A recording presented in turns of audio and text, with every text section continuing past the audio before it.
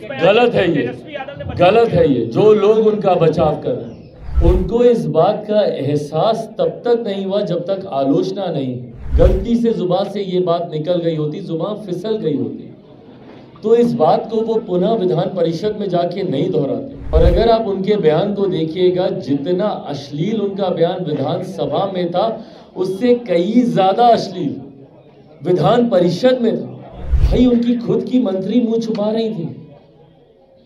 विपक्ष में कई ऐसी महिला नेता थी जो आंसुओं के साथ बाहर निकली हैं। क्या बंद कमरे की बातों को इस तरीके से और इतने एक्सप्लिसिट मैनर में सामने रखना शोभा देता है? ये विवाद खड़ा होने के बाद, चारों तरफ से आलोचना होने के बाद ये माफी मांगी गई है। उनको इस बात का एहसास तब तक नहीं हुआ जब तक आलोचना नहीं, ये गलत है।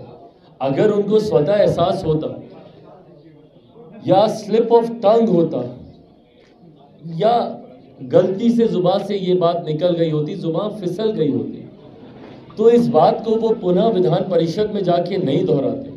और अगर आप उनके बयान को देखिएगा, जितना अश्लील उनका बयान विधानसभा में था उससे कई ज्यादा अश्लील विधान परिषद में था। भाई उनकी खुद की मंत्री मुंह छुपा रही थी। विपक्ष में कई ऐसी महिला नेता थी जो आंसुओं के साथ बाहर निकली हैं। मैं खुद बोल रहा हूं कि भैया मैं असहज हूं, महिलाएं यहां पर मौजूद हैं और मैं किस विषय पर बात कर रहा हूं।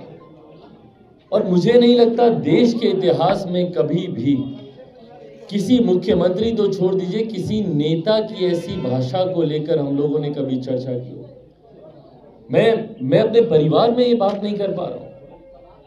मैं आज मेरे परिवार के लोग जब ये प्रेस कॉन्फ्रेंस देखेंगे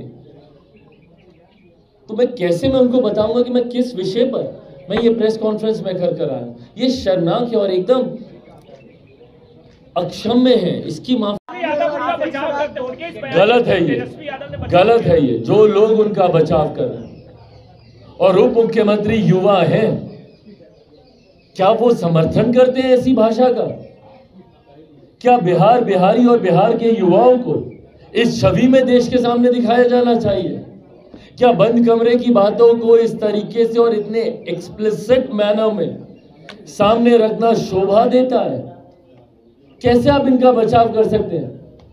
और हर वो व्यक्ति जो इन बातों का बचाव कर रहा है, पहली बात तो वो भी गुनाह कर रहे हैं और बिहार की जनता देख रही है। भैया राजनीतिक लाभ के लिए आप ना सिर्फ बिहार को शर्मसार कर रहे हैं बल्कि अपने लाभ के लिए आप एक बुजुर्ग व्यक्ति को बीमारी के जंजाल में ढकेल रहे हैं। ऐसे में जब आपको उनके स्वास्थ्य की